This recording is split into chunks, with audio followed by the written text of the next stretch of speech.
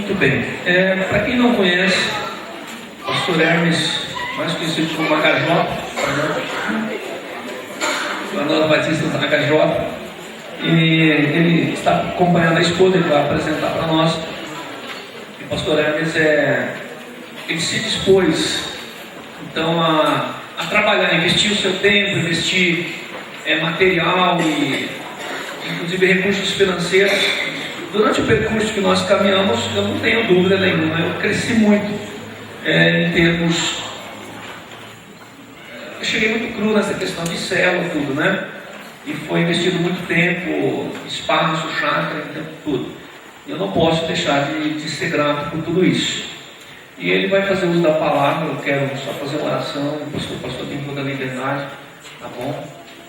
E já desde já agradecer a disponibilidade. Pai Santo, nós te agradecemos, ó Deus, pela vida do pastor Hermes, ó Deus, ministério que o Senhor tem colocado na mão dele ali, no Caiuá, Deus, e se expandindo para vários lugares, inclusive aqui na nossa região. Nós somos gratos, ó Deus, pela vida dele, o tempo que ele tem disponibilizado, Deus, para auxiliar vários pastores, Pai Santo, e agora nós queremos que o Teu Espírito Santo, Pai Santo, use a vida dele, mais uma vez, ó Deus, trazendo uma palavra que seja uma palavra do Teu coração, ó Deus, para o coração da igreja.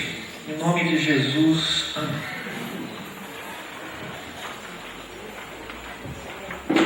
Mais uma vez, meus irmãos, graça e paz seja multiplicada entre cada um de nós, amém?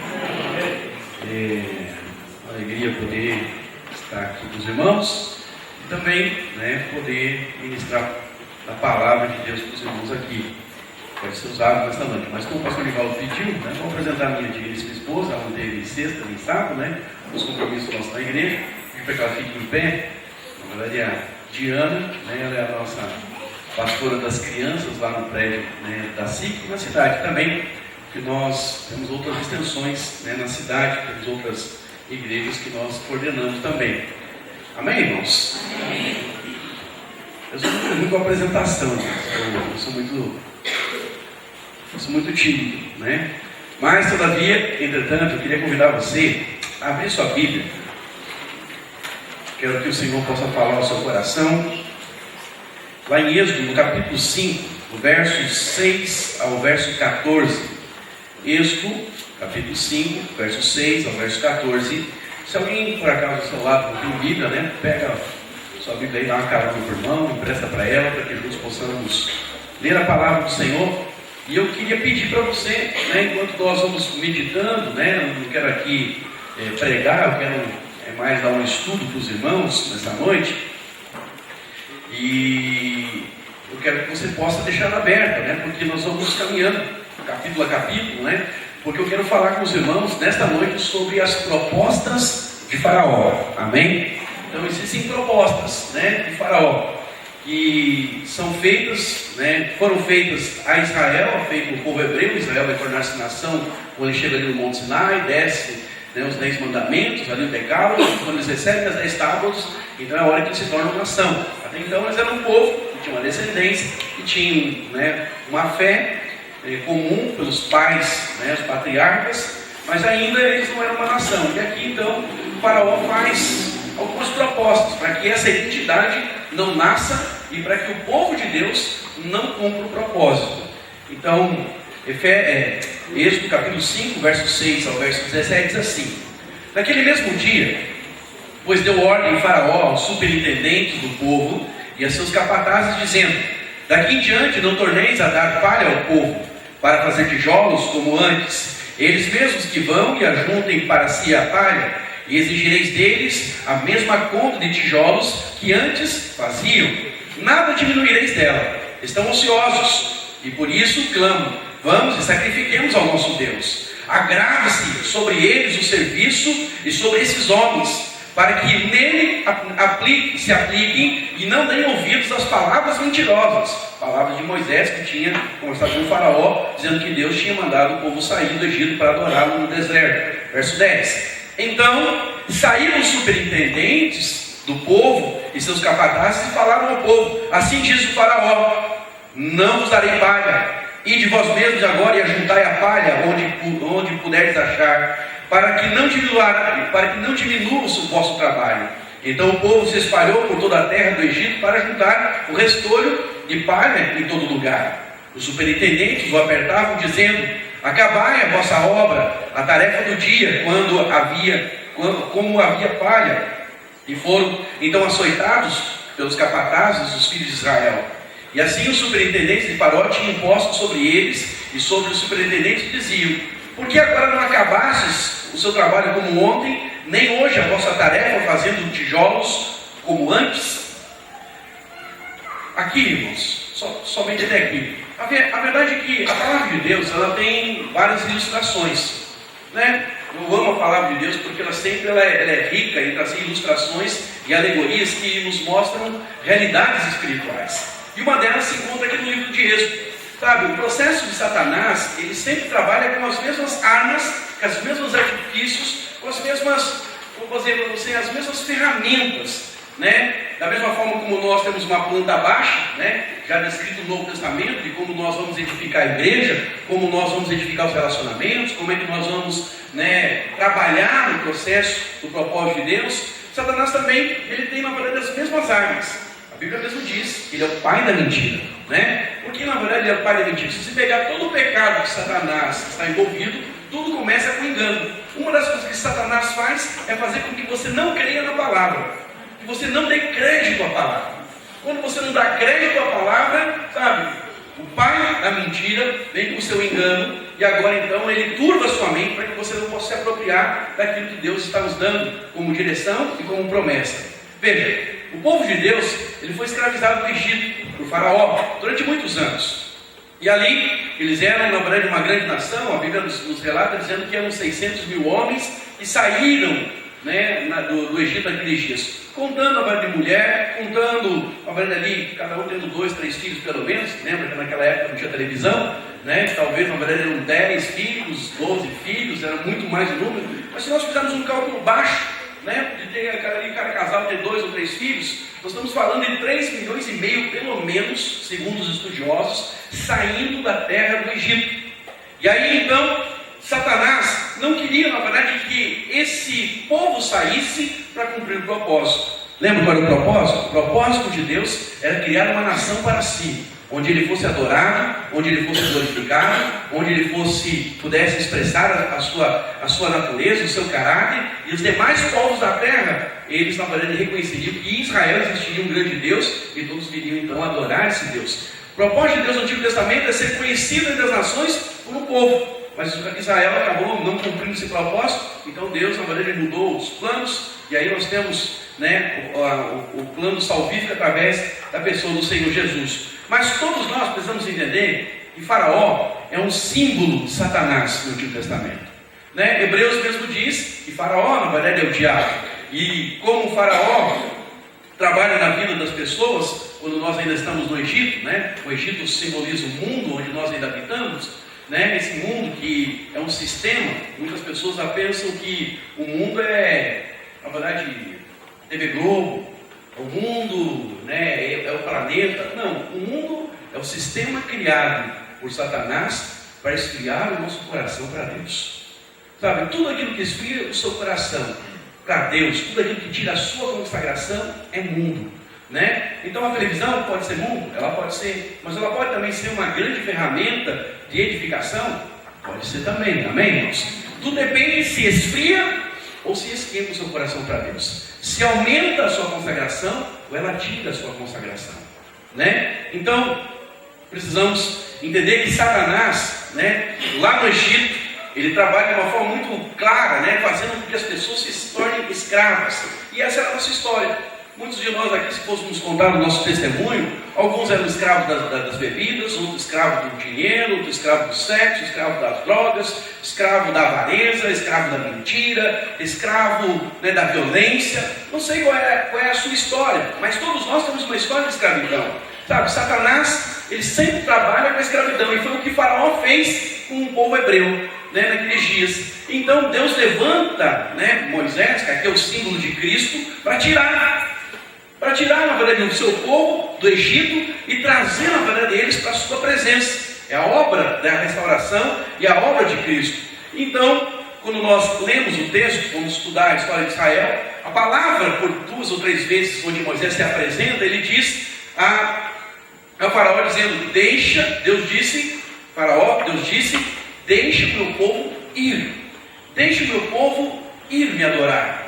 Então, quando na verdade Satanás ouve, ou Faraó ouve esse tipo de expressão, de alguém querendo se consagrar, de alguém querendo adorar a Deus, é claro que ele vai fazer uma obra de resistência em primeiro lugar, mas o segundo processo da obra de Satanás é fazer com que você negocie com ele, para que a sua consagração não seja absoluta. Lembrando, irmãos, que quando nós não temos uma consagração absoluta, nós na verdade não vamos cumprir o propósito, nós vamos fazer pela metade, sabe?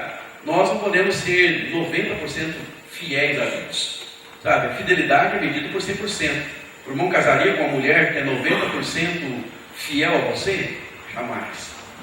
E aí você, meu irmão, você casaria com um homem que fosse, sabe, 98,9% fiel a você? Você casaria?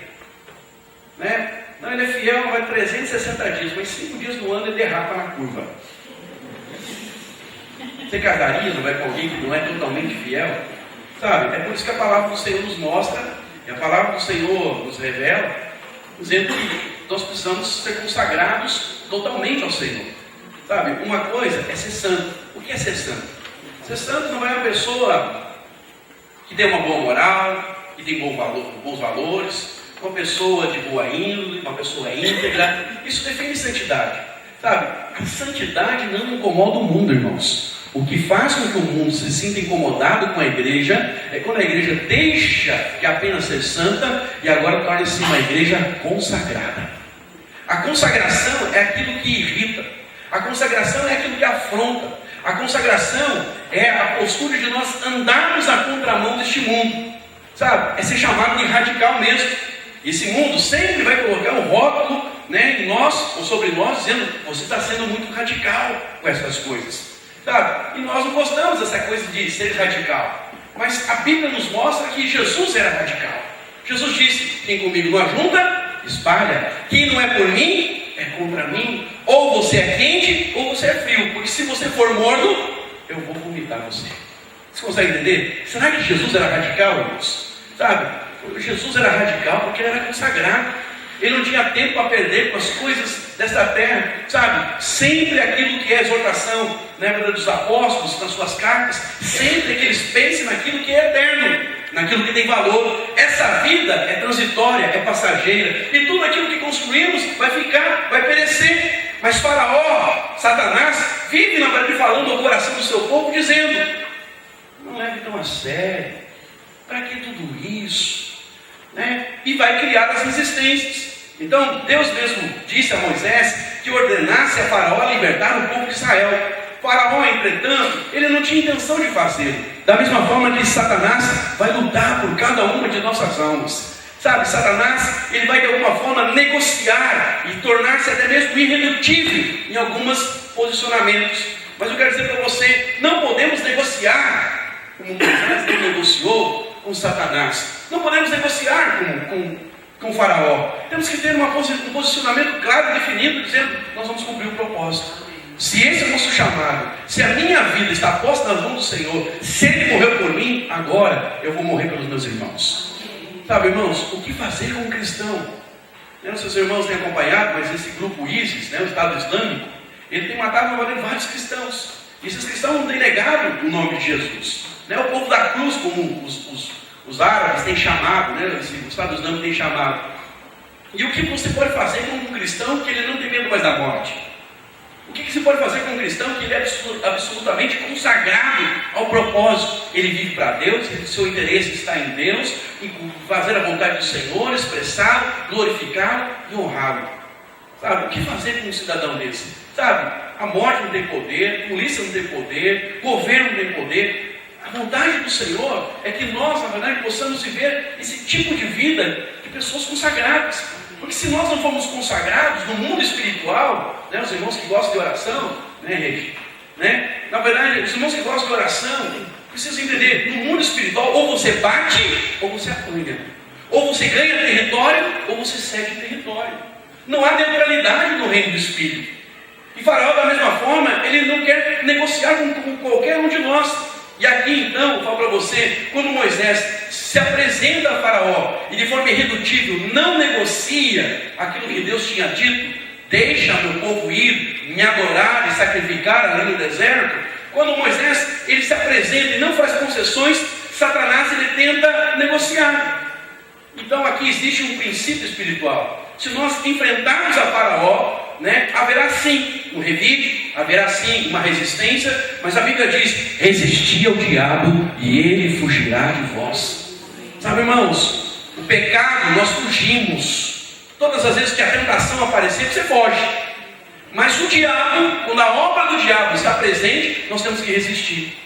É como se a irmã falou aqui sobre essa questão do teatro, da arte, sendo feito na verdade aí, com essa composição de fazer dizer que isso é arte, isso é crime. Segundo o artigo 214 do Código Penal, é crime você pegar uma criança e deixar ela exposta à nudez de um adulto. Mas, hoje na verdade a igreja, ela vê essas coisas e o que ela faz? Ela não faz nada. Ela não ora, ela na verdade não protesta, não pega uma bandeira, como diz a Gilda. E aí então o que acontece? Muitas vezes nós ficamos totalmente alheios àquilo que Deus está nos chamando para fazer. Irmão, nós temos que resistir à obra do inferno. Não podemos, na verdade, permitir que aquilo que é pecado na presente geração se torne iniquidade. Olha para cá, talvez o que eu vou falar aqui, você precisa ter ouvido santo para me entender. Mas há 40 anos atrás, quando eu nasci, se falava, na verdade, em homossexualismo nesse país, era uma coisa que ninguém aceitava.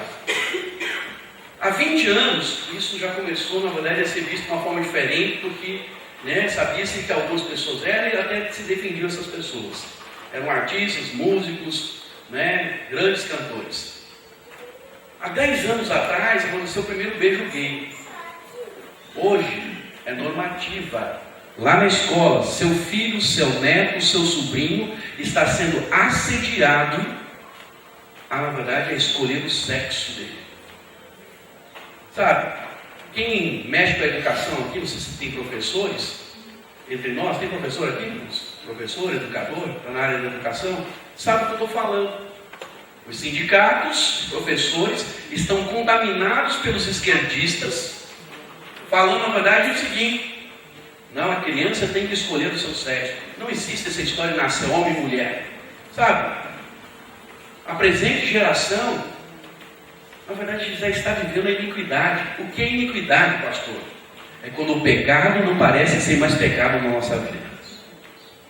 É quando, na verdade, o pecado tornou-se algo normal. Há crianças de 12 anos que nós ganhamos nas células, lá no SIC, aqui no Xaxim, lá no Botânico, que falam que o sonho delas é ter um filho gay. O sonho delas é, na verdade, ter um relacionamento homoafetivo. Crianças com 12 anos, quantos aprenderam isso? Certamente não foi em casa, é lá na escola que está sendo catequizado. Sabe, irmãos, nós vivemos dias que são maus, onde na verdade aquilo que era pecado tornou-se iniquidade, e isso não ofende a nós como igreja mais. Nós tratamos isso como uma coisa natural, só que isso na verdade é demoníaco, isso é juízo.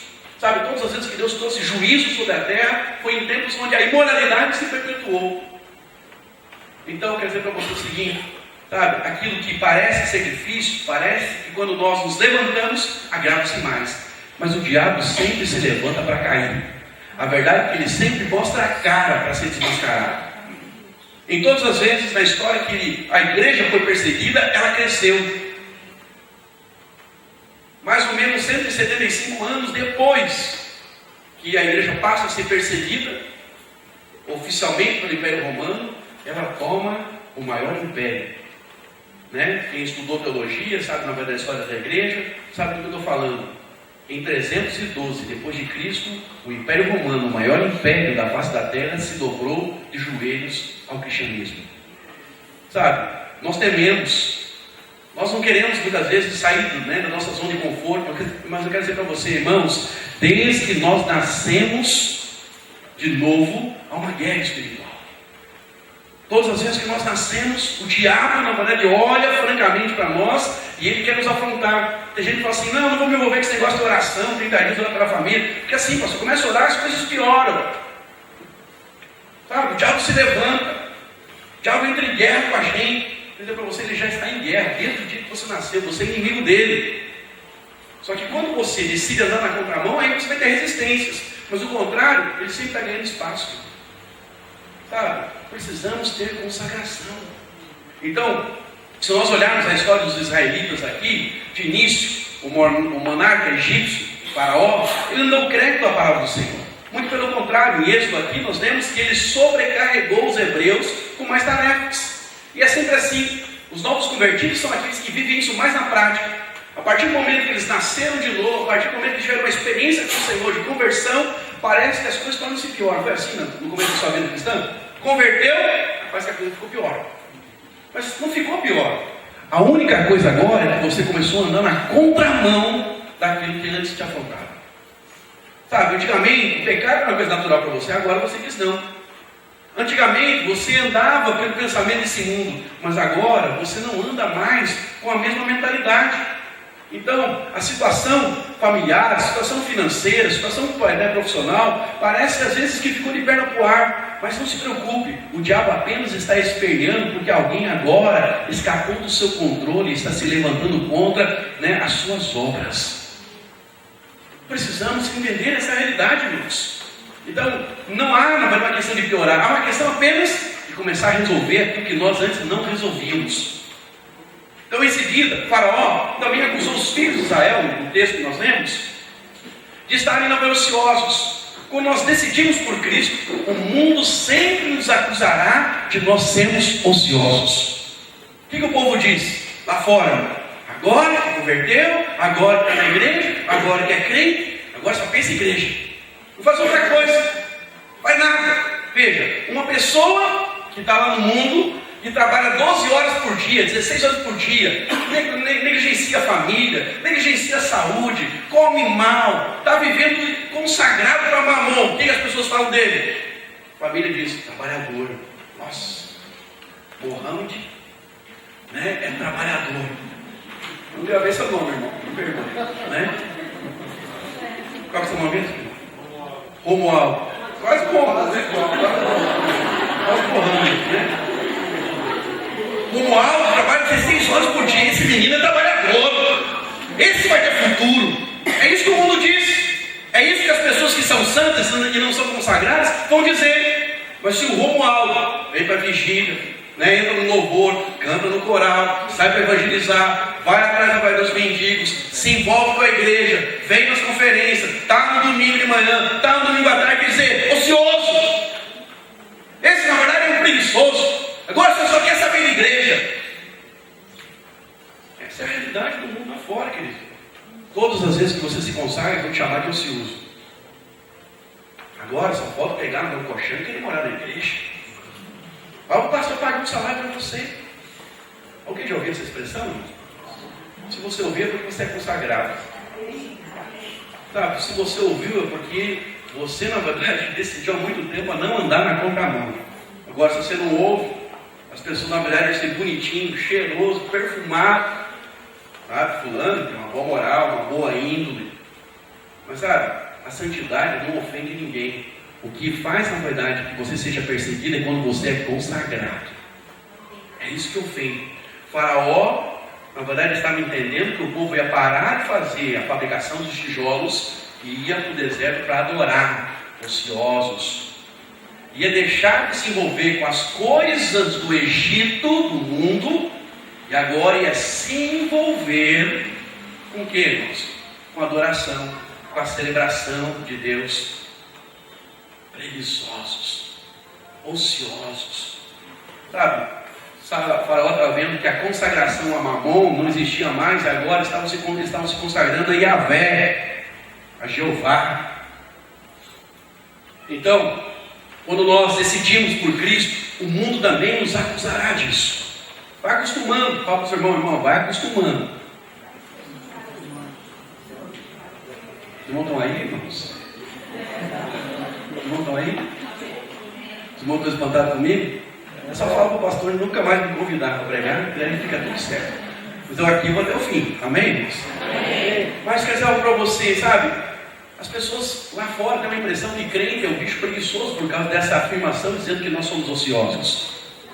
Né? Nós perdemos o tempo, domingo de manhã vem para a igreja, domingo, na parte da tarde vem para a igreja. O que você está perdendo? Não estou perdendo nada, mas eu estou ganhando, estou sendo enriquecido. Aqui Deus está mudando a minha vida, aqui o Senhor está me trazendo luz e revelação de propósito, dos desígnios, do meu chamado. Aqui na verdade eu estou ganhando peso espiritual, aqui estou sendo edificado, tornando-se morada de Deus. Estou na verdade sendo transformado na imagem do Filho de Deus.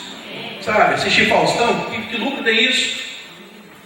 Assistir Fantástico, e isso pode acrescentar na minha vida, sabe, irmãos? Isso só pode prejudicar a minha família, isso pode prejudicar a mim.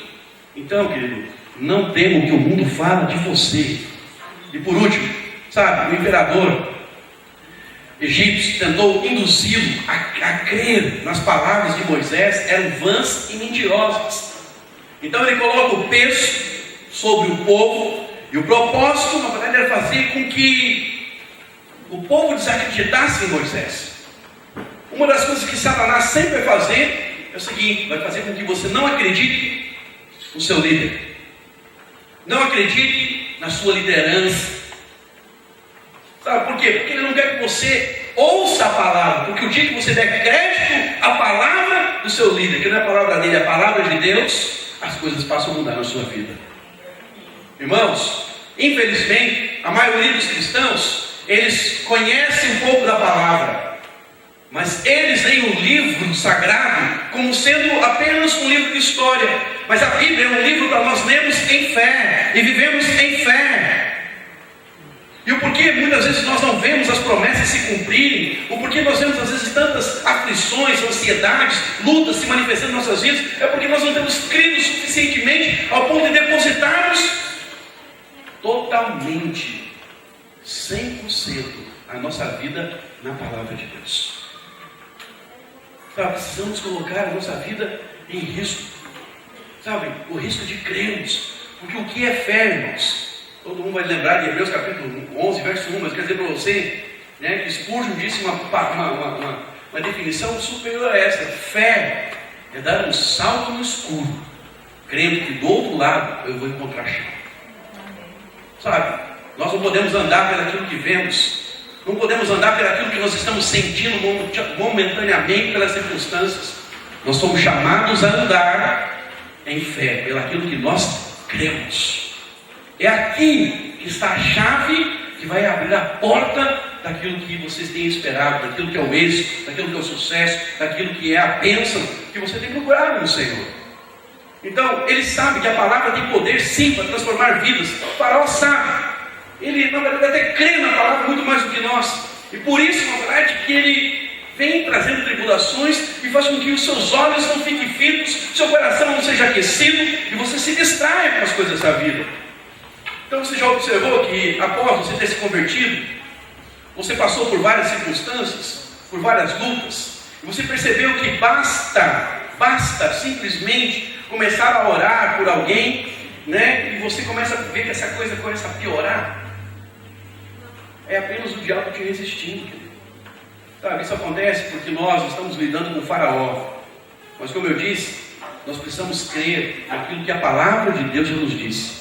Lá em Mateus, capítulo 16, verso 18, o Senhor afirma que as portas do inferno não prevalecerão contra a igreja do Senhor.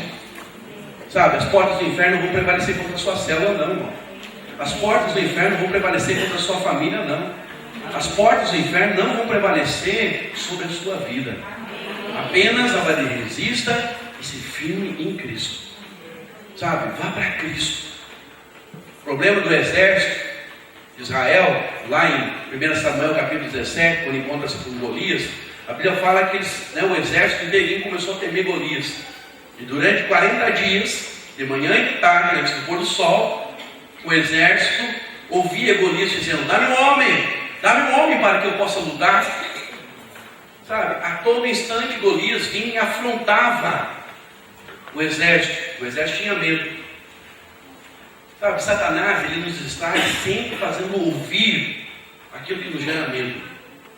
Mas Davi venceu a batalha porque Davi, naqueles 40 dias, onde ele estava, irmãos? Ele estava lá no campo. Ele estava lá no campo, adorando a Deus. Não sei se você sabe, mas 70% dos salmos que Davi compôs, 70% foram compostos quando ele ainda era um pastor de ovelhas. Quando ele estava adorando a Deus, quando ele estava contemplando a Deus, ele estava sendo edificado em fé. Quando ele chega no último dia, no 40º dia, ele chega diante do exército, ele está ali posto, ele ouve o incircunciso falar, Golias falar, ele diz: eu vou matar esse gigante. Por que na verdade ele não temeu, diferente do exército? É porque na verdade ele estava ouvindo o Senhor. Sabe como é que você vence as suas batalhas, irmão? Indo para Deus. Em vez de você ficar ouvindo o que o diabo está falando para você, você não é de nada, você não é capaz, você é um fracassado, veja o que deu na sua vida, você não vai vencer esse pecado, você não vai vencer essa circunstância, você não é nada, sabe? Em vez de você ficar ouvindo o diabo, vai para o Senhor, vai adorar, vai louvar, vai na verdade meditar na palavra, sabe? Se envolve com a obra de Deus, porque quanto mais envolvidos com Deus, menos envolvidos estaremos com o mundo e com o pecado. Spurgeon, nas suas pregações, diz isso, né? A sua congregação, ele diz: quanto mais envolvido com a igreja, quanto mais envolvido com a obra de Deus, menos envolvido com o pecado, menos envolvido com as coisas deste mundo. Agora, quanto mais longe da obra de Deus e do envolvimento com ela, mais perto do pecado e mais o mundo fará parte da sua vida. Então Deus nos chama hoje, sabe, a darmos os nossos melhores dias para o Senhor. Talvez alguns irmãos digam assim: pastor, mas eu sou muito jovem para isso, né? Eu quero, na verdade, sabe, construir a minha vida, me dedicar a outra coisa, depois eu me consagro.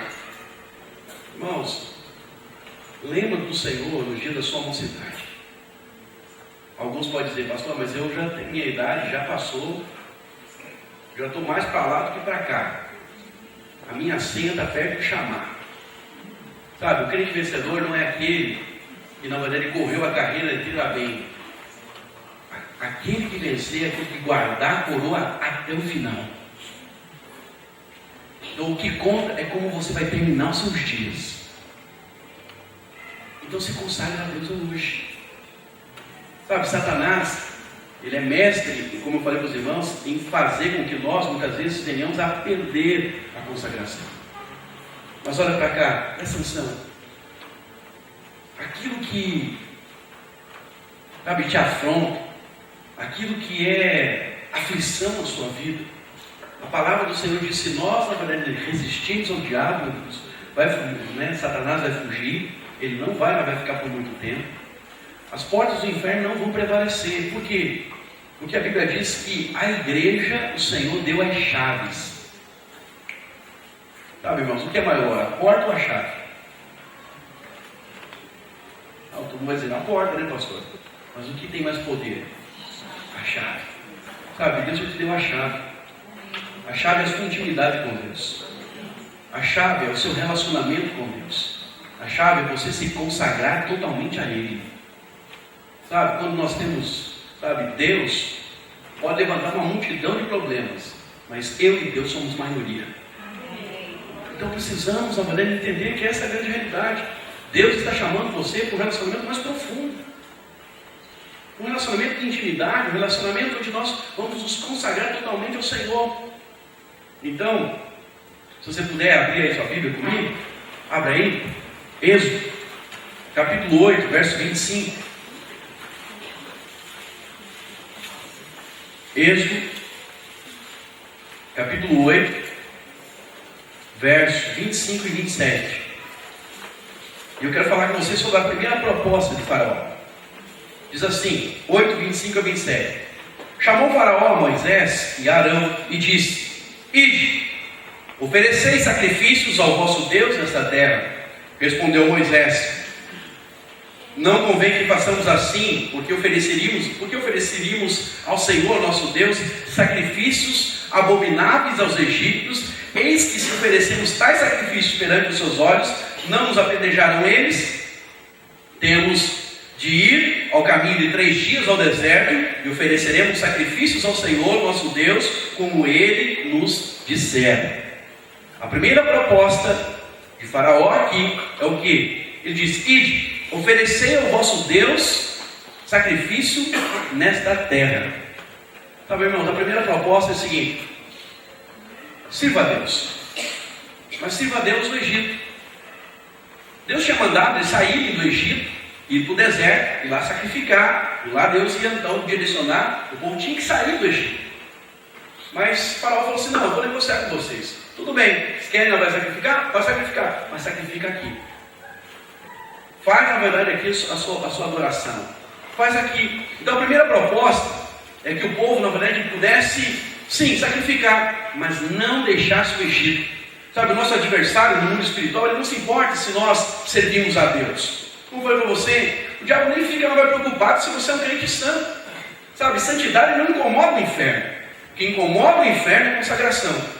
O que fez com que os discípulos fossem perseguidos, o que fez na verdade que os cristãos primitivos morressem, crucificados, decapitados, cerrados ao meio, o que fez com que eles fossem mortos, presos, é que porque eles eram consagrados.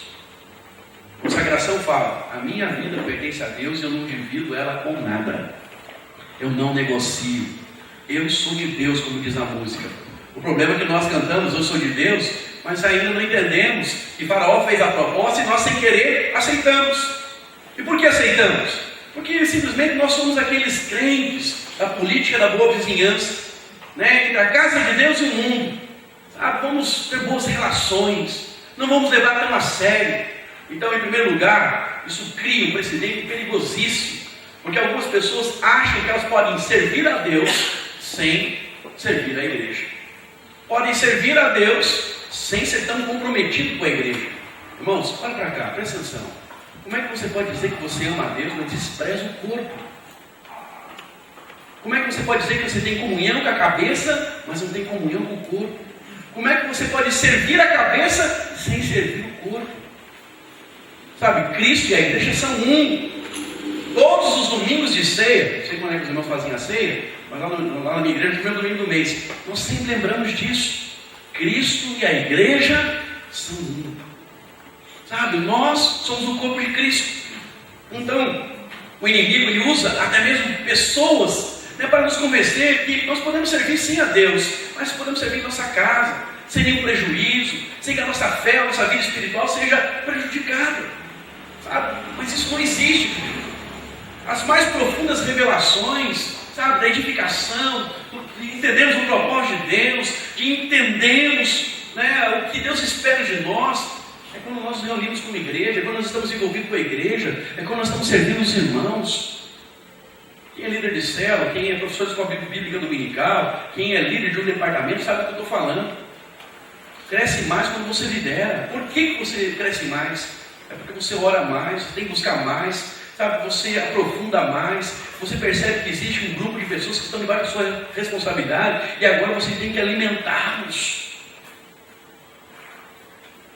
Então isso é fundamental, entendemos que não tem como nós servirmos a Deus sem servirmos a igreja.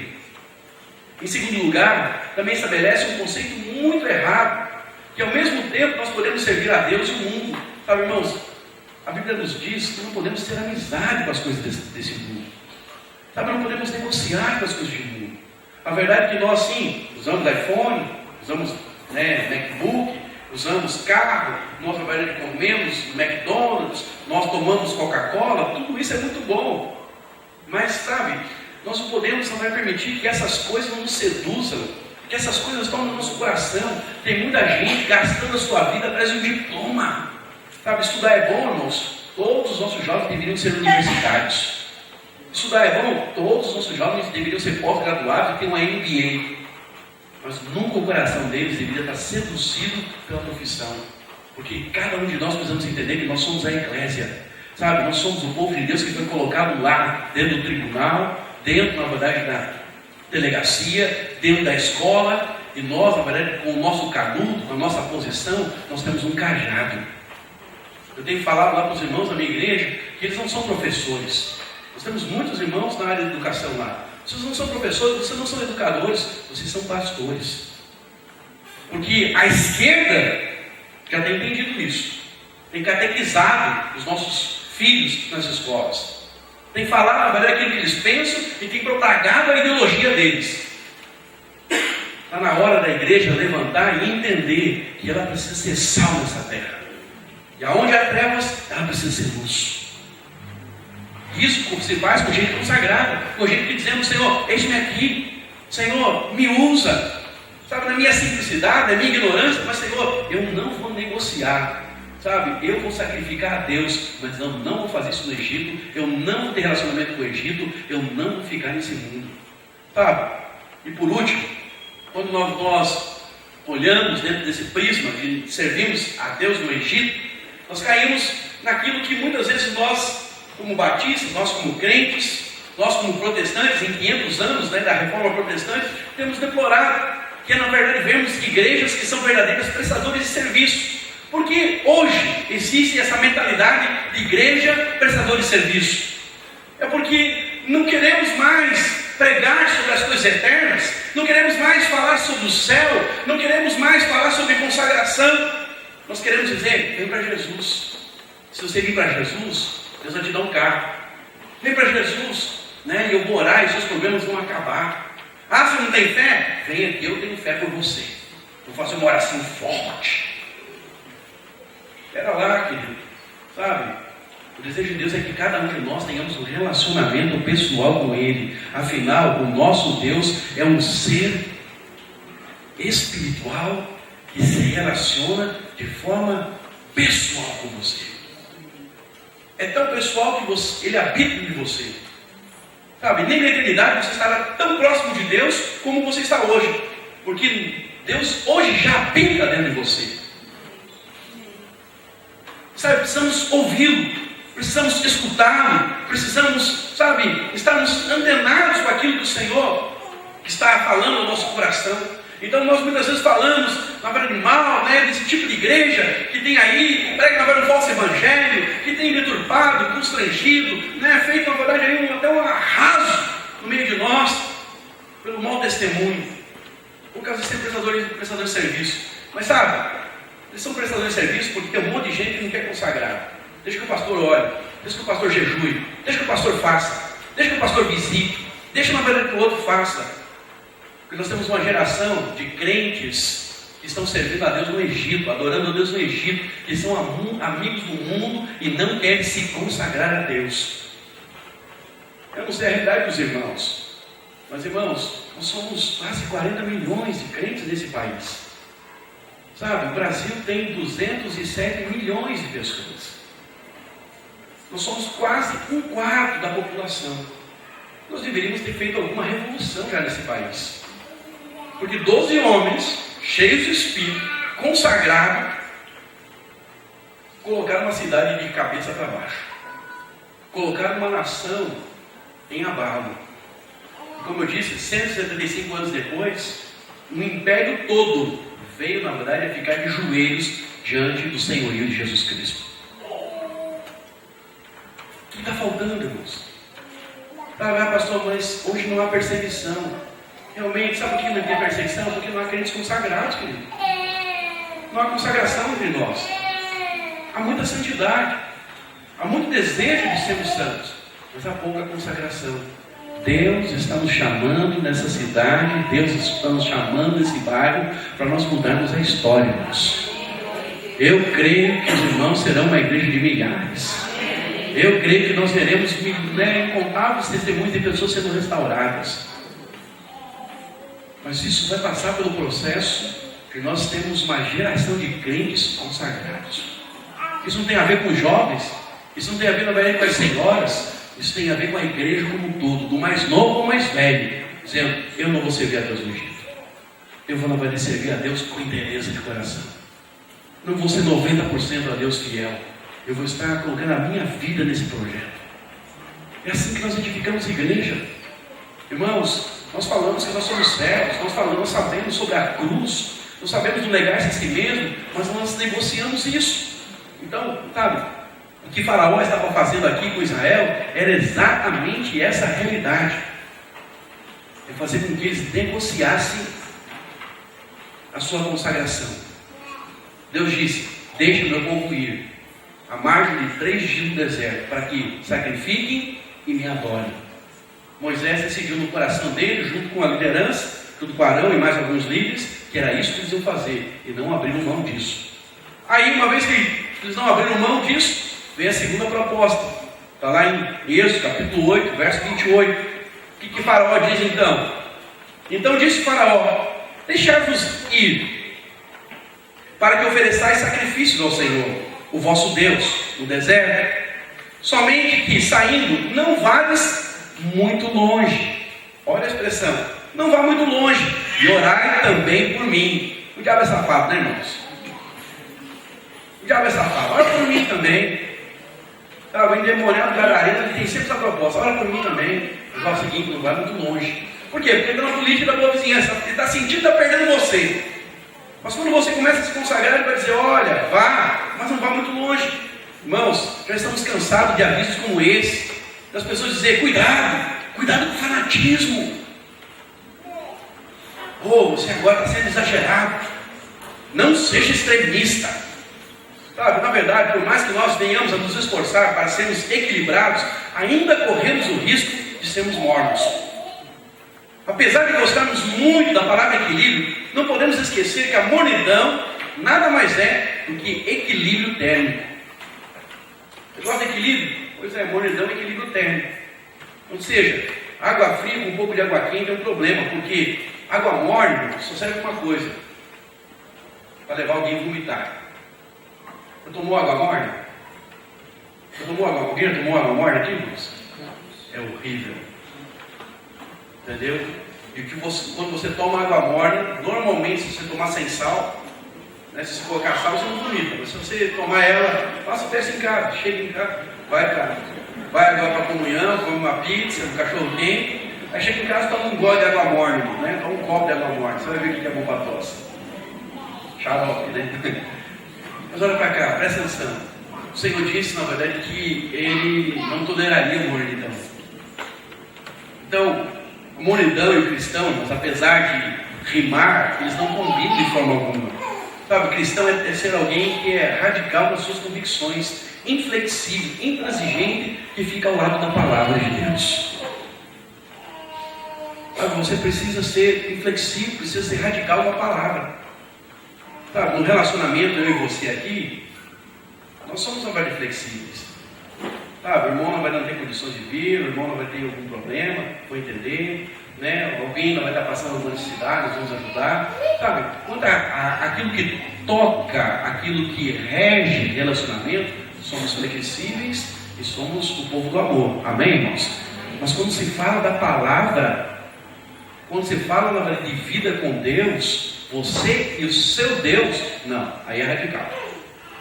Porque por mais fundo que você vai em Deus, não é tão fundo assim. Concorda comigo, irmãos? Se Deus na verdade é alguém, né, insondável, como é que alguém pode dizer que chegou na plenitude? É mais ou menos como aquela coisa do pastor que forma, eu acho um sarro isso, e ele diz que é pastor, ele é doutor em divindade.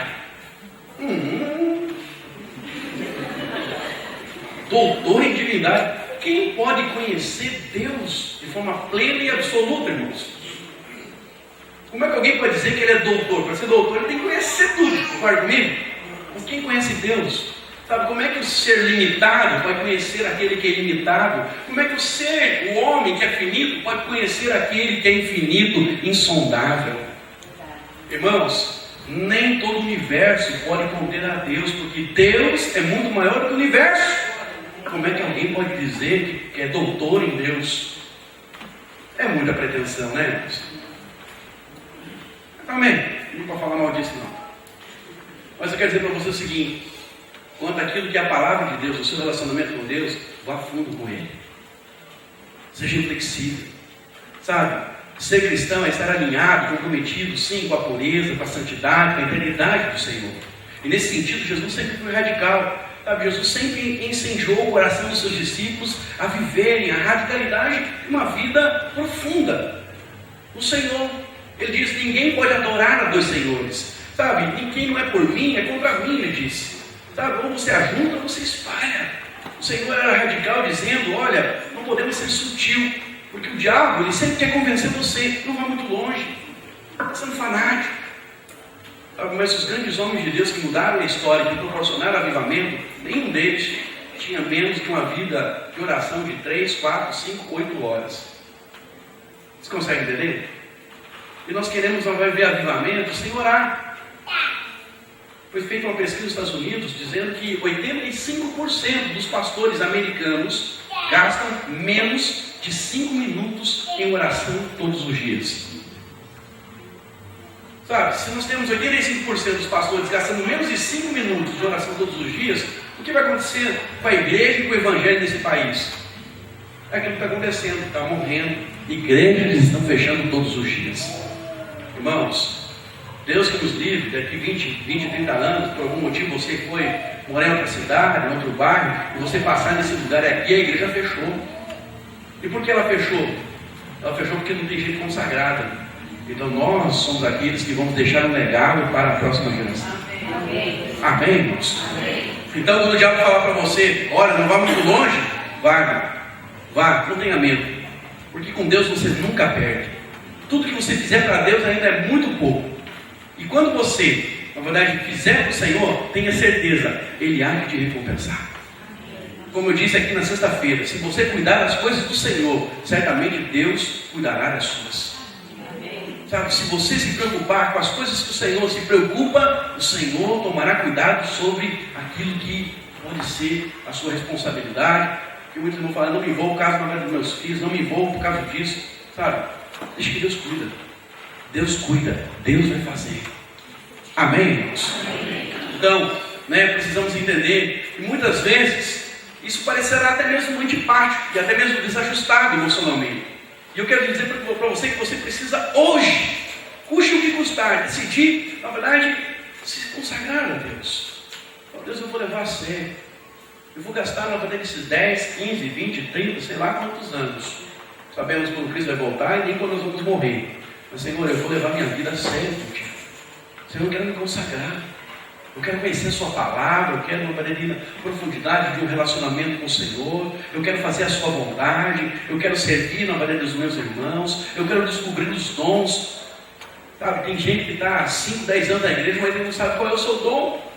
Irmão, você tem um dom, e a ausência do seu dom entre nós tem feito muita falta. Sabe, porque Deus na verdade traz as pessoas, irmãos, para nós, porque Ele está vendo que o seu corpo necessita de algo que vai ser completado pela vida daquela pessoa. Eu sei que alguns irmãos são muito imaturos e até mesmo carnais. Eles chegam e enxergam o defeito. Mas sabe, se você enxergou o defeito, é porque Deus está trazendo para você a revelação da necessidade. E em vez de criticar, coopera. Pastor, eu acho uma maneira aqui que esse negócio do aviso aqui deveria ser assim, dessa forma, a coisa toda. E eu vi tal igreja lá que tem eles fazem pelo vídeo, uma raba dinâmica, os irmãos ficam sabendo, tem lá as escritas, e ele pode jogar no YouTube, no Facebook, O irmão falou isso para mim. Eu falei, então, irmão, você está agora convocado, escolhido para você fazer na beira do vídeo. Nunca mais tiver problema com aviso. Você consegue entender? Mas alguns irmãos são naturais e carnais. Eles estão ali só para criticar. Como eu falei para os irmãos lá na sexta-feira. Quem não trabalha, dá galho. Então, se você está enxergando necessidades, é porque Deus está chamando você para completar a obra que está sendo exercitada, desenvolvida entre nós, e ela vai ser suprida por você que enxergou aquele defeito. Amém, irmãos? Então, aplique o seu tempo, aplique o seu dinheiro, aplique as suas energias, sabe? Aplique as suas habilidades pela expansão do reino, irmãos. Sabe, o canudo que você conquistar, ele vai ficar ali. Se você fizer um grande prédio, construir várias casas e deixar, sabe, você vai deixar isso para os seus filhos. Talvez eles não vão brigar por causa disso. Então, filho, faz o seguinte: investe a sua vida naquilo que é eterno. Caixão, como diz meu avô, não tem gaveta. Você não vai levar nada dessa terra, nem a roupa que você for enterrado você vai levar. Mas as pessoas que você ganhar para Jesus, os seus filhos que você marcar com a presença de Deus, os seus netos seus vizinhos, que você na verdade falar do amor de Deus e conduzi-los a Cristo, isso vai permanecer para toda a eternidade. Sabe, irmãos, quando chegarmos naquele grande dia diante do Senhor, a grande pergunta para Deus não é na verdade quantas vezes você foi no salão fazer a unha, não é na verdade quantos ternos da Hugo Boss você usou. O Senhor não vai perguntar para você quantos carros você teve. O Senhor vai perguntar para você o que você fez, os dons, com os talentos, com as habilidades, com os recursos que eu te dei. Quem você marcou? O que você tem para me apresentar? Sabe, naquela hora todos nós vamos ter que apresentar as pessoas que nós ganhamos para Jesus. E não é possível que você nasceu de novo e não ganhou ninguém para Jesus ainda, irmão. É impossível nós dizermos que nós amamos a Deus e não estamos interessados naquilo que está no centro do coração de Deus, que são as vidas. Sabe, o coração de Deus pulsa por almas. Sabe, a única coisa no universo que Deus não tem e que você pode dar para Ele são almas, são vidas. Sabe, Deus não quer nada, a gente fica ensaiando coral, amém, glória a Deus, Deus se alegra nisso. Vou dizer para você, o que toca o coração de Deus, o que vai ao cerne do propósito de Deus, são almas. Vamos ensaiar o coral, nós vamos trazer visitante aqui, vou trazer o pai dessas crianças aqui para ver, chorar e vamos fazer um apelo para aceitar Jesus. Esse é o propósito. Do contrário, nós estamos aqui só tocando, na verdade, um clube de santidade. Mas a igreja não é um clube de santidade, ela é uma agência missionária. Amém, irmãos? A sua célula é uma agência missionária. Então nós não fazemos negócio com o faraó, nós vamos até o fim. Então se alguém falar para você, não vai muito longe desse negócio, o faraó falando para você, negocia comigo. Negocia comigo. Mas você não vai negociar a sua consagração. Diga amém. Amém. Terceira proposta, sirvam a Deus, mas deixe a sua família fora disso. Êxodo, capítulo 10, verso 7 ao verso 10. Vamos ver o que Faraó falou com Moisés. Ele disse, sirvam a Deus, mas deixe a sua família fora disso. Eita, olha o que Deus vai falar conosco agora. Então, os oficiais de Faraó lhe disseram, até quando não será por cilada este homem? Deixe ir os homens para que sirvam ao Senhor, o seu Deus. Não sabes ainda que o Egito está arruinado? Então Moisés e Arão foram conduzidos à presença de Faraó, e este lhes disse, ide, servi ao Senhor, o vosso Deus. Porém, quais são os que hão de ir? O diabo está interessado. Havemos de ir com os nossos jovens, respondeu Moisés, e com os nossos velhos, com os nossos filhos, com as nossas filhas, com os nossos rebanhos, com os nossos gados. Havemos de ir, porque também temos que celebrar festa ao Senhor junto com eles. Seja o Senhor convosco, replicou-lhe Faraó, ó politicão.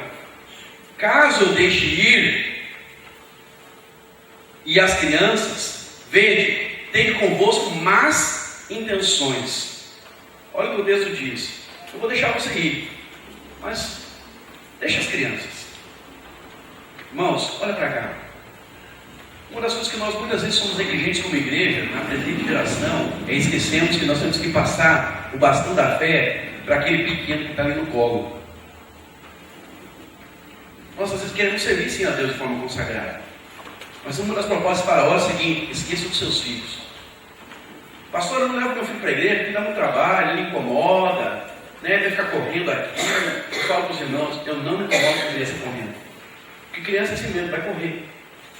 Traz um lanche, traz uma pipoca, traz na verdade ali uma coisa para ele rabiscar, mas traz ele para o culto da oração, leva ele para a célula.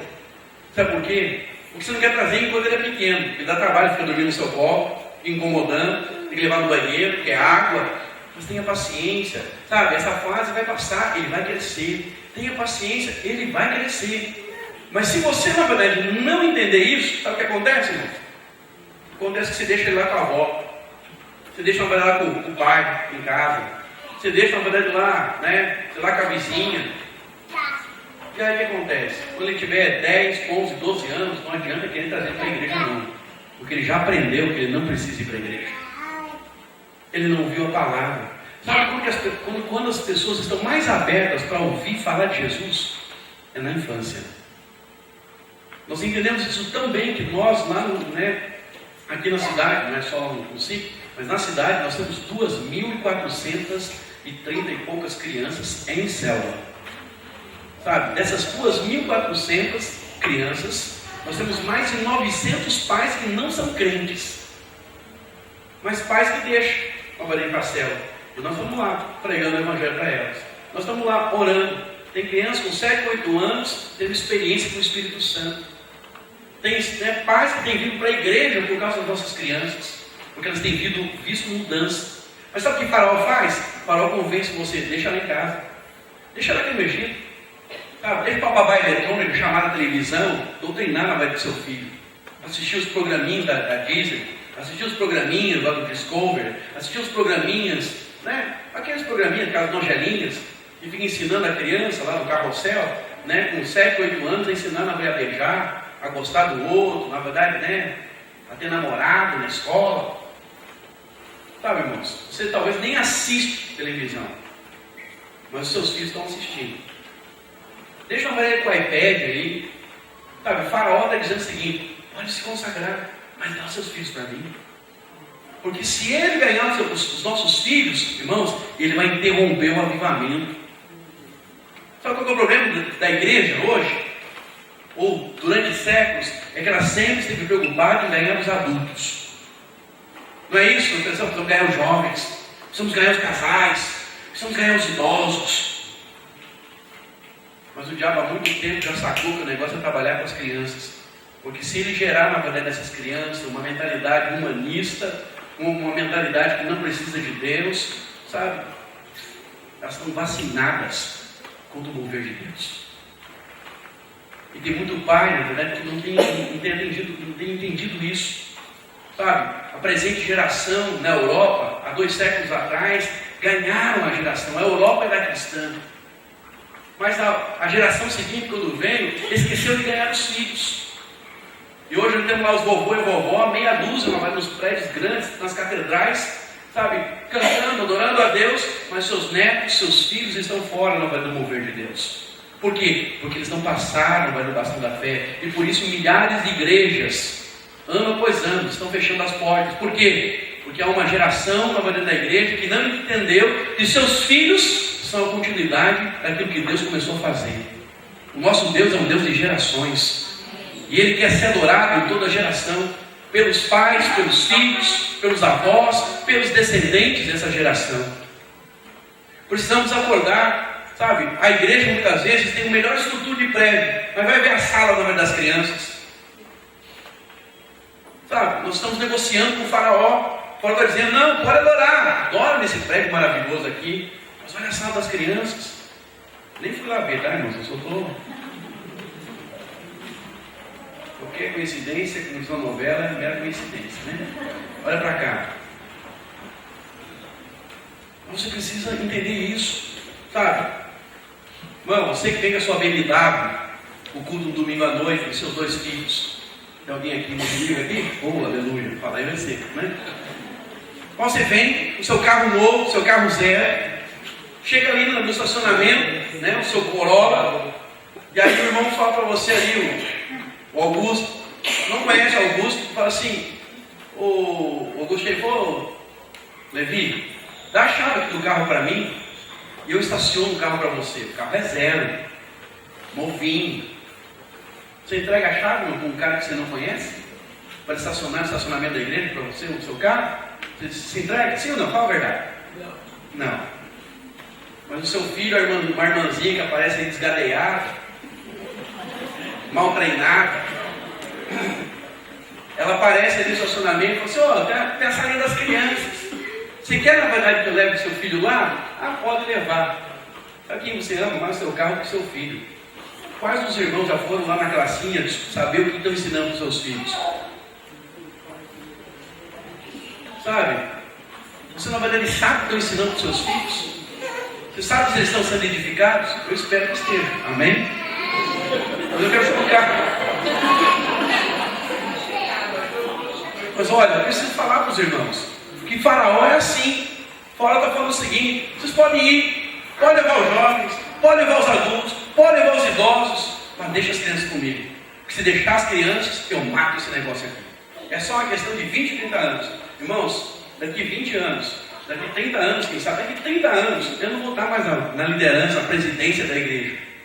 Vai estar na verdade as crianças que estão correndo hoje lá, sabe, que vão crescer, vão multiplicar céu, que vão fazer um seminário, e é eles que vão tocar a igreja. Eu vou estar lá como vovô e vovó, sabe, apoiando os mais novos, dizendo, é isso aí, meu filho, é assim que cabeceia mesmo, é assim que chuta pro gol, sabe, eu vou estar apoiando a obra.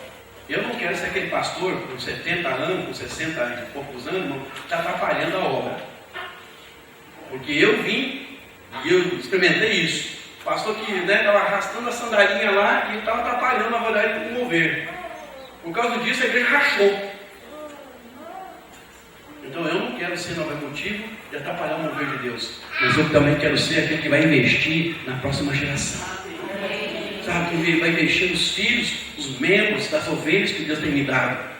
Então, caso falhe as primeiras artimanhas de Satanás, o faraó vai dizer, deixa na verdade os seus filhos aqui no Egito comigo. Esse certamente é um apelo para que possamos nós, sabe, negociar. Irmão, traga seu filho para a igreja, traga seu filho para a célula, convista. Tem pai lá na igreja. Tem pais, na verdade, é o seguinte, está de castigo, não vai para a célula. A criança ama ir para a célula e vai, está de castigo. Só por causa disso, não tem célula essa semana. Espera lá, como é que se deixa de dar um alimento que pode salvar a criança? Sabe, você pode castigo qualquer coisa, castigo de televisão, castigo, sabe, de tomar iogurte, sei lá, dar uma parada na criança, mas não tira ela da célula, não afasta ela da igreja, não tira ela do Domingo Kids. Nós não podemos negociar com os nossos filhos. Quantos de nós, irmãos, sabe, se pudéssemos voltar lá atrás, não poderíamos dizer, Senhor, eu queria voltar lá atrás porque eu queria ter marcado a vida do meu filho com Jesus. Eu queria ter corrigido. Não é uma verdade? Então, irmãos, uma vez que, sabe, aquilo que nós não tínhamos revelação, não tínhamos conhecimento ainda, não podemos fazer, vamos corrigir hoje. Porque talvez não conseguimos corrigir na vida dos nossos filhos, mas está aqui cheio de casalzinho novo, que vai ter filho, ou que tem filho, e que nós podemos corrigir isso. Nós vamos investir nessas crianças. Sabe, as crianças que Deus nos deve para esse bairro, nós vamos querer. O mundo pode não querer. Lá no bairro, lá, a prefeitura está querendo rifar as creches. Eu entrei com um projeto, juntamente com o nosso vereador lá, para poder fazer o seguinte, dar as creches para nós. O que o mundo não quer, nós queremos. Eu vou ficar com 300 crianças. Eu vou formar um exército de 300 crianças. Então, irmãos, o meu sonho é ter uma escola videira. Porque eu penso em ter 1000 alunos e pegar do primeiro ano até o 9º ano. Ensinar, na verdade, eles, sem matemática, português, ciência, essas matérias. Mas eu quero ensinar princípios, valores. Eu quero, na verdade, que essa escola seja um lugar onde essas crianças vão receber de Deus. E aí, 9 anos depois, quando essa criança passou a formar lá, ela foi lá para o 2º grau, nem tem mais 2º grau, mas ensino médio. Mas quando ela for, ela vai para outra fase, não podemos mais acompanhar, mas eu gerei, na verdade, um profeta. Sabe, quando nós apresentamos as crianças daquele domingo, ou quando vemos aquela criança ali, não precisamos chegar, aqui está um pastor, aqui está um profeta, irmãos. Sabe, esse aqui é um líder. Você não está enxergando, ele já é homem de Deus. Mas nós não enxergamos assim, não atrapalha. Parece um bichinho que não trabalha aqui, fazer barulho aqui, atrapalhando o culto. Não, irmãos. Sabe, nós vamos investir, porque nós vamos ver os frutos. Eu era um bagunceiro. Eu era aquele piá que ia para o retiro para atrapalhar o negócio. Mas uma hora Jesus pegou na curva. Sabe, pegou, mudou a história e falou para os irmãos, glória a Deus, porque minha mãe nunca deixou, na verdade, eu em casa. Sabe, eu ia para a igreja injuriado, porque 9 horas da manhã, na escola bíblica dominical, na minha época, o Ayrton Senna corria, irmãos. E 7 horas da noite, que era o horário do culto da igreja que eu frequentava, Igreja Batista Jardim Esmeralda aqui, era a hora dos trapalhões. Quem é mais antigo sabe o que eu estou falando. E para a criança, Ayrton Senna e trapalhões era uma concorrência lascada para tudo. Mas minha mãe não deixava, meu pai não ia para a igreja. Minha mãe deixava com meu pai, mas nunca minha mãe deixou. Vai comigo para a igreja. Sabe, eu cresci aprendendo a temer a Deus, nunca minha mãe sentada no banco. E se aprontasse um pouquinho, minha mãe era um beliscão. Aí ficava calado. ficava quebrantado, achava um quebrantamento, se eles estão funcionários, ela levava lá no banheiro, dava uns tapas e ficar quieto mesmo. Também voltava quebrantado. Então, nossa, mas esse Júnior é quebrantado. Então, diga, eu vou levar meu filho para a igreja. Ah, pastor, eu não tenho mais filhos. Os filhos cresceram. Então traga os seus netos. Ah, pastor, eu não tenho filhos, não tenho netos. Sou jovem, mas você tem sobrinho. Traz ele. Ah, pastor, vai dar muito trabalho. Não interessa. Nós vamos edificar. E ele vai ser o pastor. O dia que ele estiver liderando uma igreja de 2.000, 5.000, 10.000 pessoas, sendo um pastor poderoso na terra, na verdade, edificando vidas, você vai dizer, o meu fruto, o meu investimento. Vai chegar diante de Cristo e dizer, Senhor, está aqui. Não ganhei muitos, mas ganhei meu sobrinho. E olha a diferença que ele fez. Olha o estrago que ele fez no inferno. Sabe, irmãos, a mulher que ganhou o Billy Graham, estou me delongando aqui, me perdoe, irmão, mas depois, se não me convida de volta, fica tranquilo. Amém? Mas, deixa eu falar aqui, a mulher que ganhou o Billy Graham, sabe, ela estava evangelizando no sábado da tarde, chegou na casa do Billy Graham, né? E bateu na porta e os pais não estavam. Ela pediu um copo d'água, ele viu a Bíblia, perguntou o que era aquilo, ela começou a falar na verdade da Bíblia, apresentou o Evangelho e ele com 11 anos aceitou Jesus. E tornou-se o maior evangelista de todos os tempos. Batista, para nós nos orgulharmos. Você consegue entender? Sabe, nós não temos, né, visão para isso. Mas um dia essa senhora vai chegar diante do tribunal de Cristo e vai apresentar, Senhor, eu não ganhei tanta gente, mas eu ganhei um pequeno bilhete aqui, ó. Sabe, 2,5 bilhões de pessoas falam e divulgam que a sua conversão é devido às pregações de Billy Graham nas suas cruzadas evangelísticas. 2 bilhões, eu falei 2 bilhões? Exagerei, 2,5 milhões de pessoas. É gente, né, irmão? Tá bom ganhar 2,5 milhões, né? Por último, a última proposta, Êxodo capítulo 10, verso 24, diz, então Faraó chamou a Moisés, Êxodo 10, 24, então Faraó chamou a Moisés e disse, ide, servi ao Senhor, fiquem somente os vossos rebanhos, e o vosso gado, e as vossas crianças irão também convosco. Então, o que a Bíblia está nos mostrando? Primeiro, não precisamos negociar com o Faraó. Porque a partir do momento que você diz, vou resistir, ele libera. Ele libera você de servir do Egito, ele deixa você ir mais longe, ele deixa você servir com as crianças, e agora, a última proposta dele é o seguinte, deixai, né, fiquem apenas os vossos rebanhos e o vosso gado. Irmãos, nós não precisamos negociar com o Faraó. Você precisa aceitar a ideia, sabe, que Deus, Ele não quer pobreza para você. Amém, irmãos? Então sai dessa mentalidade. Eu não sou do teologia da prosperidade. Não estou dizendo aqui para você que você vai enricar. Não quer dizer para você o seguinte: Deus não se alegra na miséria. Sabe? Jesus nos ensinou a orar para que o reino dele venha. Amém, irmãos? E seja feito na terra como é feito no céu. Lá no céu, irmão. Lá no céu. Fala para mim. Tem pobreza lá? Tem miséria lá, irmão? Sabe? O negócio lá é tão esplendoroso que as ruas são de ouro. Você acha que no céu tem pobreza? Outra coisa, você acha na verdade que é vontade de Deus que você fique enfermo? Que tem gente assim, Senhor, será que é da tua vontade que o Senhor nos cure, que o Senhor cure minha fulana ou grande? Eu não sei se Deus vai curar ou não vai curar, mas eu sei na verdade que a vontade de Deus é que cure. Amém, irmãos? Você não encontra no Novo Testamento, você vai se perguntar se é vontade ou não para cura. Toda vez que alguém chega enfermo diante de Jesus, Jesus curou. Amém, irmãos? Então veja, não podemos negociar com o Faraó, porque o que o Faraó está fazendo é uma barganha. Então não podemos pensar que o Senhor quer miséria. Não, vem cá. Você que é mal, diz a Bíblia. Nós que somos maus, sabemos dar coisas boas aos nossos filhos. Você acha que o seu pai, que é o dono do ouro da prata, ele quer você ver você na miséria? Irmão, se você tem condições financeiras, você abençoa ou não abençoa seu filho? Sim ou não? Sim. Mas na verdade ele é meu mau caráter, pastor. Ele é meu bravo, meu violento, ele é meu mal criado. Você deixa ele amar ele? E você fala assim, mais uma doença vem sobre a vida do meu filho. Já pensou assim? O seu filho, vai uma doença, vem um câncer, é um cérebro dele.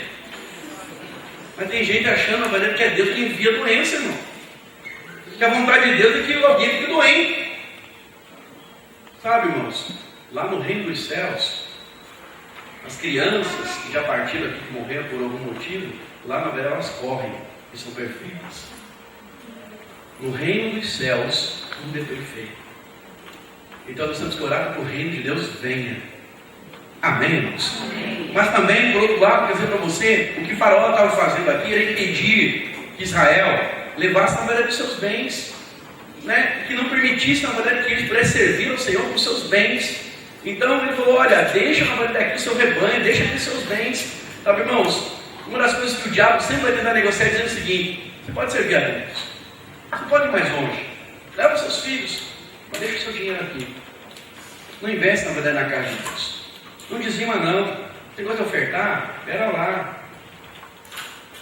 Irmãos, nós temos visão, nós temos unção, nós temos a palavra de Deus, nós temos o Espírito de Deus. Mas sabe o que impede muitas vezes a igreja de avançar? Dinheiro. E não é porque na verdade o pastor anda de BMW, porque uma irmã brincou ontem mesmo aqui falando que o pior carro da igreja é do pastor. Que é uma coisa que os irmãos pensarem em corrigir isso na vida do pastor de vocês. Porque eu ficaria envergonhado com isso. Mas olha para cá. Deus não quer que você sirva com os seus bens. Porque se você servir com os seus bens, o Levi paga, na verdade, de trabalhar fora, ele vai se dedicar 24 horas para poder, na verdade, se consagrar ao pastoreio. Sabe? O que Deus quer é ter muitos pastores aqui, irmãos. O que Deus quer é que nós venhamos a abrir organizações onde nós possamos falar de Jesus, dar assim a sopa, mas falar de Jesus. A irmã que eu falei ontem sobre o negócio de sopa, a irmã ficou chateada comigo. Mais ou menos, né, irmão? Então, eu falei assim, não tem problema, mas não tem problema da sopa. O problema é que tem igreja que só dá sopa. Você não vai que dar a sopa, mas dá aquele que é o pão do céu. E tem poder de, né, não só de matar a fome momentaneamente ali, mas de matar a fome para a eternidade. E Jesus diz, quem comer da minha carne, nunca mais terá fome. Amém, irmãos?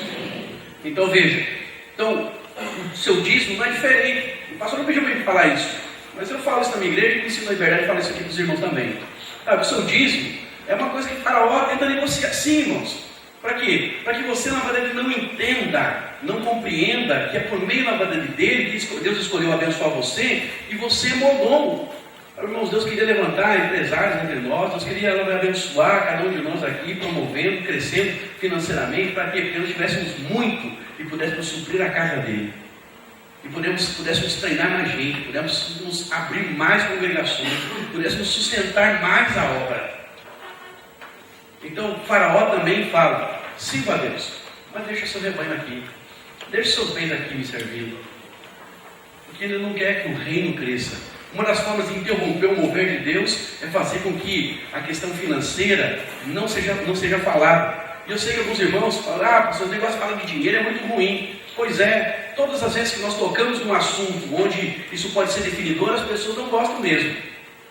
E só não gostam mesmo de eu filho falar de dinheiro, irmãos, aquele que é avarento, aquele que não dá. Porque aqueles que são fiéis, você fala assim, é isso aí, pastor, nós precisamos fazer mais.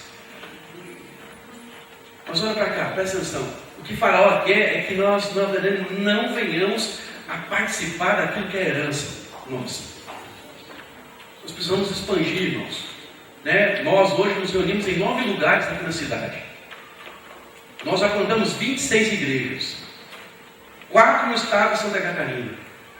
Se somar, na verdade, o povo que saiu da minha igreja, lá, das 20 pessoas que eu assumi, nós teríamos mais de 9.000 pessoas hoje, só no estado, com essas 4 igrejas lá em Santa Catarina. 9.000 pessoas. Sabe, irmãos, como é que nós plantamos e como é que nós sustentamos isso? Com o dízimo dos irmãos. Graças a Deus eu tenho tido uma igreja que é generosa. Uma igreja que entendeu que Deus quer abençoar, na verdade, o seu reino e fazer com que o evangelho, a mensagem que alcançou eles, seja propagada. Então o que Faraó muitas vezes faz é fazer com que você aceite a proposta dele. Fala o seguinte, pode ir, pode servir, mas deixa aqui. Então eu quero dizer para você, nenhuma das propostas, portanto, nós vamos aceitar. Nós vamos servir a Deus fora do Egito. Nós vamos longe com Deus. Amém, irmãos? A segunda proposta, até eu, na verdade, fiquei, não queimou nada comigo. Terceiro, presta atenção. Terceiro, nós precisamos investir nas crianças e não negociar os nossos filhos. Quarto, nós vamos servir a Deus com os nossos bens. Quantos estão comigo nessa? Vou perguntar mais uma vez, quantos estão comigo nessa? Fique de pé então.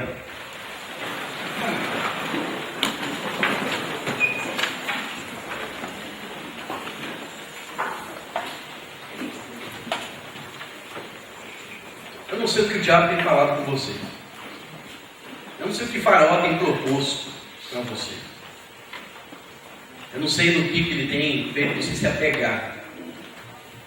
Mas eu quero hoje orar com você para que aquilo que tem embaraçado a sua vida, aquilo que tem amarrado você do propósito de você servir a Deus com inteireza de coração, caia por terra. Irmãos, nós seremos uma igreja de pessoas consagradas. Sabe, quando Cristo voltar, nós vamos mostrar a grande bem, nós vamos mostrar as obras que fizemos por amor a esse Evangelho. Não vamos falar que o Evangelho é apenas uma mensagem inútil, porque para muitos apenas participar da igreja é na verdade apenas participar do mundo. Estou aqui, amizade boa, relacionamento bom, uma palavra boa, eu gosto do pastor, gosto dos irmãos, minha família está aqui. Mas a igreja não é isso. A igreja é um lugar onde Deus se manifesta. A igreja é um lugar onde você nasceu para ser usado pelo Senhor. Você é uma labareda no reino do Espírito, irmão. Você não vai ter alguém que é agente de uma mensagem que pode mudar a história não somente de uma pessoa, mas de famílias. Eu jogo na igreja que nós ganhamos para Jesus. E nós, na verdade, não só ganhamos Ele. Ele, na verdade, trouxe a família inteira para a igreja. A segunda célula que ele foi, ele levou 26 visitantes. 26 amigos. Desses 26 amigos, pelo menos uns 15 estão lá na igreja. Foram para o encontro, batizaram, estão sendo discipulados, alguns já são até líderes. Claro, nós estamos mudando a história, não apenas de uma pessoa ou duas, mas de famílias, de descendências. Esse jovem que converteu não vai ter o mesmo casamento que ele teria lá no mundo. Ele vai gerar filhos. Ele vai ter um casamento diferente, porque Cristo o alcançou. Sabe, irmãos? Não se engane. Nossa obra não é social, mas ela vai tocar as estruturas dessa sociedade e ela vai ser vista como uma obra social. Mas a nossa missão é tocar no mais profundo do ser do homem. Lá no espírito que está morto, que vai ser vivificado, que vai ser um com o Senhor. E a vida dele nunca mais será a mesma, porque ele terá uma nova natureza. Ele terá um novo falar, um novo pensar, um novo andar. Nós temos uma mensagem que precisa ser propagada. E eu quero chamar você então a se consagrar ao Senhor. A dizer, Senhor, eu quero ser usado pelo Senhor. Eu quero sair da vida de mornidão, eu quero sair da vida quando eu negociei com o Faraó, e eu quero viver uma vida plena com o Senhor. Se você quer se consagrar ao Senhor, eu quero convidar você a colocar sua mão sobre o seu peito nesse momento. Eu quero chamar você a orar comigo, dizendo, Senhor, eu quero viver a radicalidade desse chamado. As pessoas podem dizer que eu sou fanático, eu sou inflexível, mas eu quero, Senhor, ir no mais profundo da intimidade com o Senhor. Eu quero cumprir o seu propósito, quero cumprir o seu chamado, eu quero agradar o Senhor em todas as minhas obras, em todos os meus atos, durante todos os dias da minha vida. Feche seus olhos. Eu quero que você ore ao Senhor. Eu quero que você se consagre ao Senhor. A Bíblia fala que com o coração nós cremos, mas com a boca nós professamos. Nós precisamos nos comprometer com as nossas palavras diante do Senhor. É ela que dá liberdade para que o Espírito Santo possa fazer a obra do seu íntimo. É ela que dá liberdade para Cristo entrar plenamente na sua vida.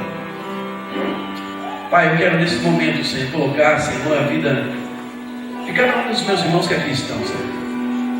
Senhor, eu quero, Senhor, levá-los e elevá-los, ó Deus, à revelação da Tua palavra, mas eu sei que é o Seu Espírito que faz isso. Então, pelo poder do Teu Espírito Santo, fala, Senhor, e sela sobre cada um deles a verdade daquilo que o Senhor nos chamou para sermos e vivemos como igreja, Senhor. Eu oro, Senhor, para que a palavra que aqui foi pregada, Senhor, não seja arrancada também dos seus corações, mas antes, ó Deus, meus irmãos possam ouvir e praticar, possam ouvir e reter no seu coração, Senhor, e isso marque e produza frutos a 30, a 60 e a 100 por um, como diz a Tua palavra, Senhor. Pai, sela, Senhor, esses homens, sela, Senhor, essas mulheres, sela, Senhor, esses jovens, ó Deus. Levanta este povo, Senhor, esse é o meu clamor, Senhor. Levanta este povo, Senhor, neste bairro, Senhores, para ser um grande propagador dessa mensagem, Senhores. Deus, nós temos a palavra, nós temos a revelação, Senhores. Por isso agora vem com a tua ousadia, Senhor, e opera isso em nosso espírito, Senhor. Ensina-nos a fluir, ensina-nos a funcionar como igreja, Senhor. Traz as ligaduras do teu espírito. Ó Senhor, aviva, desperta, Senhor. Deus, dos dons do teu espírito, Senhor, que reside na vida de cada um dos meus irmãos que aqui estão, Senhores. Sejam eles, ó Deus, despertados, sejam eles aperfeiçoados. Leva eles, ó Deus, a compreender, Senhores, o chamado e a posição deles no corpo, Senhor. E que possamos ver o crescimento da tua igreja.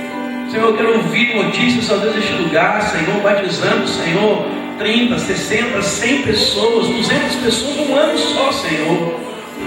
Senhor, eu quero ver, Senhor, o pastor Nivaldo, Senhor, testemunhando uma igreja prevalecente. Seja com teu servo, dá a eles, Senhor, um espírito, Senhores, de Josué, de liderança, Senhor. Oh Deus, dá a eles, Senhor, força, dá a eles visão, dá a eles estratégia. Coloca homens que sejam colunas ao seu lado, homens e mulheres que possam servir, Senhor, o ministério que o Senhor deu para esse povo, para essa igreja, Senhor. E que eles possam possuir essa terra, Senhor. E eles possam ver o leite, eles possam ver o mel, e possam se alegrar, ó Deus, pelos frutos que o Senhor vai dar a eles. Essa é a minha oração, esse é o meu clamor, em nome de Jesus. Amém, Senhor. Amém.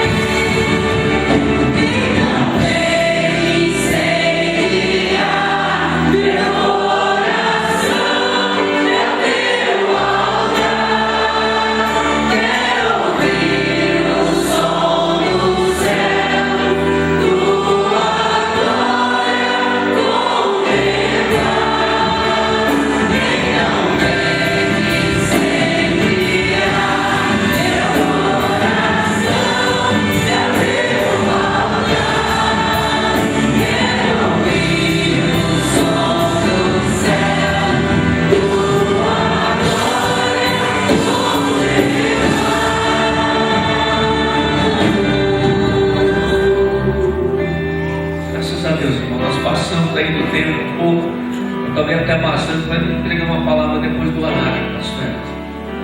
O Espírito Santo falou com você? Graças a Deus o Espírito fala conosco. Pastor Eros nós temos um bom costume aqui, vai nos dar a bênção apostólica. E que Deus possa abençoar cada um de nós, irmãos. Nós queremos uma igreja que cumpra o papel nesse lugar. Eu não sei nem se eu sou pastor para isso, mas não aceite menos do que Deus pode fazer nesse lugar. Não aceite menos do que Deus pode fazer nesse lugar. Deixa eu falar algo que eu sinto no Espírito falar para o pastor Nivaldo. Deus escolhe sempre um homem certo para a obra certa. Deus não erra. Amém? Amém, irmãos? É isso? Deus nunca erra. Deus não joga dados, né? Tudo está debaixo do controle da soberana vocação do Senhor, do seu chamado. Amém? Então, Ele controla todas as coisas e eu creio que Ele é assim. Amém? Vamos orar.